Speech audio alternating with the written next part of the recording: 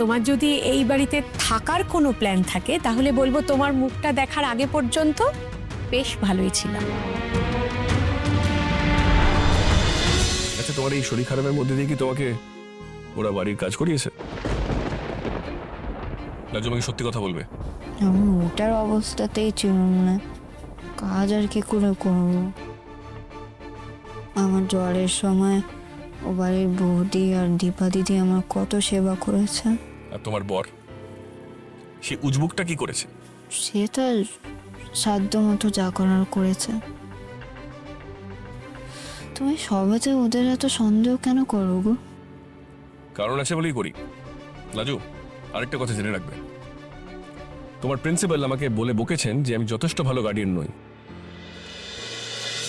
তোমার উপর এবার আমি আমার গার্ডিয়ানগিরিটা আরো স্ট্রিক্টলি করব। তোমাকে সুস্থ হয়ে কলেজে যেতে না দেখা অবধি আমার শান্তি হবে না।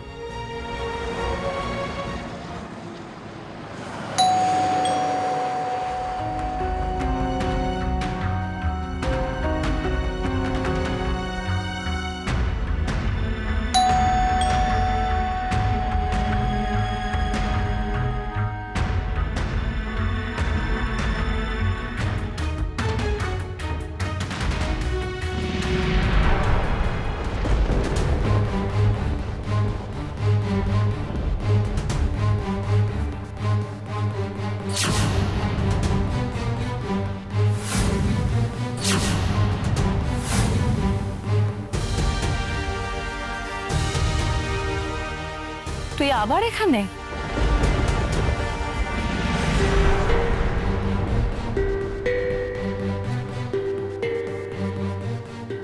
এ কি, লাজুকে তুই কোথা থেকে নিয়ে এলি?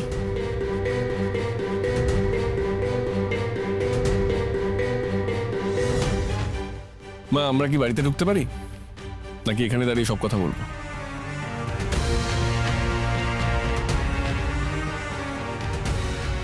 লাজু, তোর আজকে এখানে এভাবে একা একা আসা উচিত হয়নি। সেদিন কি অত অশান্তি করে সুদেব তোকে নিয়ে গেল, ও যা যা কথা বলে গেল, যেরকম ব্যবহার করে গেল, সেটা দেখে তুই নিশ্চয়ই বুঝেছিলি যে তোর এখানে থাকাটাও ভালো চোখে দেখে না। তারপরে সুদেব যেই বাড়ি চলে গেল তুই এখানে চলে এলি।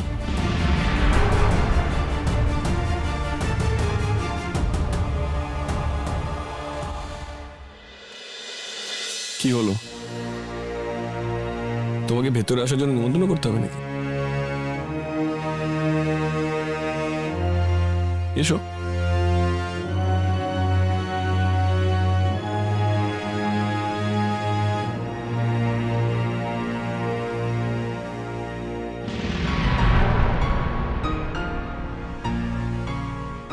লাজু, তুমি চলে এসেছো? এ কি হয়েছিল গো তোমার? তুমি নাকি পরীক্ষা দিতে পারোনি? হে বাবা, কি চেহারা হয়েছে তোমার? তোমার কি কোনো কঠিন অসুখ হয়েছিল? তুমি তার পাতার সেপাইয়ের মতো চেহারা বানিয়েছো। তোমাকে তো দেখে মনে হচ্ছে তোমার দাঁড়িয়ে থাকারও ক্ষমতা নেই। এসো বসো একটু। অনু দিদি, না না, আমি ঠিক আছি গো। আমার একটু জ্বর হয়েছিল, কিন্তু এখন আমি ঠিক হয়ে গেছি।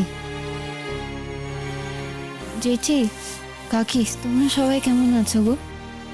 তুমি কি শুধুমাত্র এটা জানার জন্যই এই বাড়িতে এসেছো,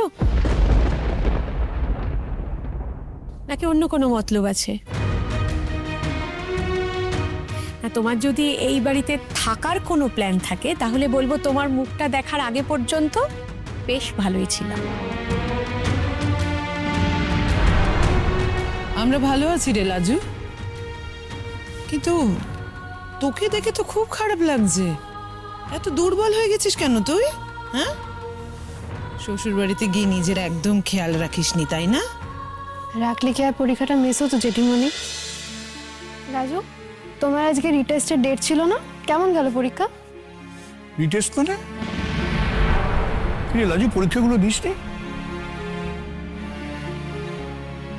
এই যে এতগুলো পরীক্ষা হলো, সেই কারণে তো ওই ছুটি টুটিও ছিল পরীক্ষার জন্য। তো সেই পরীক্ষাটাই তুই দিলি না কেন?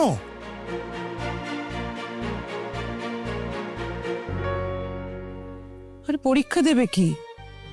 ওর শরীর ঠিক ছিল নাকি? এই কদিনে চেহারার কি অবস্থা করেছে দেখো মেয়েটা।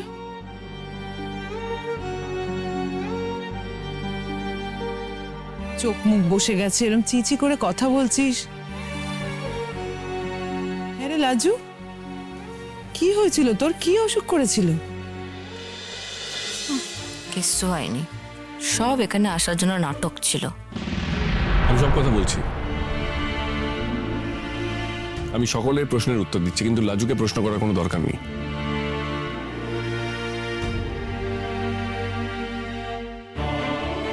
অনু, তুই একটা কাজ কর, তুই লাজুকে ঠাম্মির ঘরে নিয়ে যা, ও রেস্ট নেওয়ার দরকার। আর ওকে এখনই কিছু খাওয়ানোর দরকার, প্রোটিন রিচ খাওয়ার। বুঝেছি, চলো লাজু ঘরে চলো। এক মিনিট অনুভব, লাজু কি এখন এই বাড়িতে থাকবে?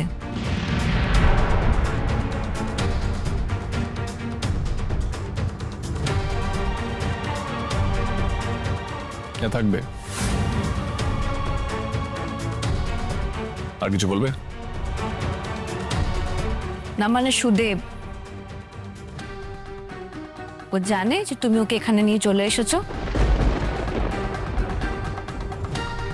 নইলে তো আবার আগের দিনের মতো এসে এখানে অশান্তি করবে। লাজু, সুদেবকে জানিয়েছিস? বলতো, আমি যে বললাম লাজুকে কোনো প্রশ্ন নয়, আমি আবার বলছি, লাজুকে কোনো প্রশ্ন নয়।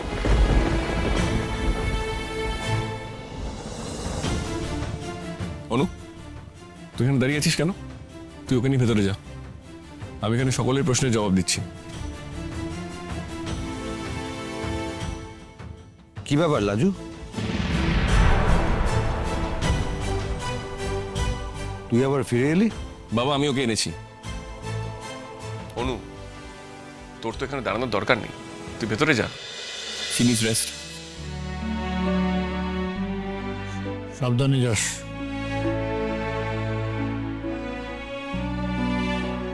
কৃষ্ণ, এবার বল দেখি ব্যাপারটা কি হয়েছে। শুরু থেকে বলি কি কি হয়েছে। লাজু ওর পরীক্ষাটা দিতে পারেনি, ও গ্রামে গিয়ে অসুস্থ হয়ে পড়ে।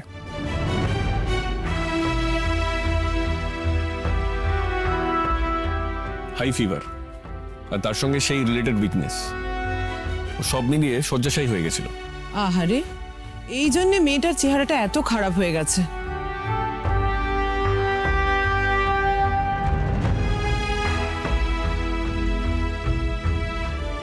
যাই হোক,